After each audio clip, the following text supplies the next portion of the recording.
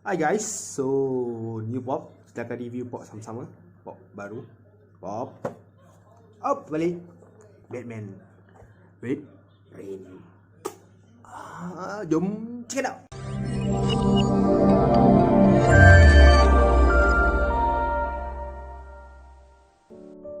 Hi guys.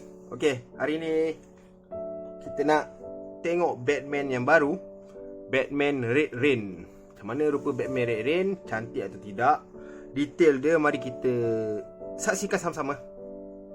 Alright, ni dia Batman Red Rain secara close up. Kotak hitam, 80 tahun Batman. So nombor 286. Kita tengok Batman Red Rain.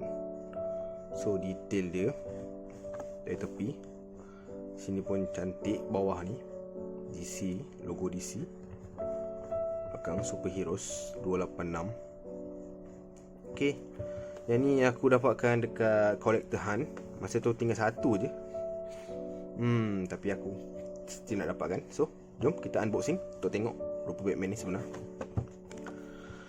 Buka seperti biasa. Kita buka. Alright, buka Batman. Masih suci babe. Kalau korang tak suka tak tu masih macam oh man. Tapi aku memang jenis unboxing lah. Okay, dalam ni ada kad kuning. Dia punya tapak belakang ni special juga lah. Ada kad kuning untuk Batman kotak hitam. Allah. Alright, so kita unboxing, buka. Okay. The material. Kita tengok. Merah, darah menitik di sini. Ni set-set Pennywise dah masuk di Batman ke apa? Tapi seriously aku tak tahu karakter Batman yang ni sebab aku tak baca komik. So dia tetap Batman lah. Kita pusing sikit satu kali. Wow.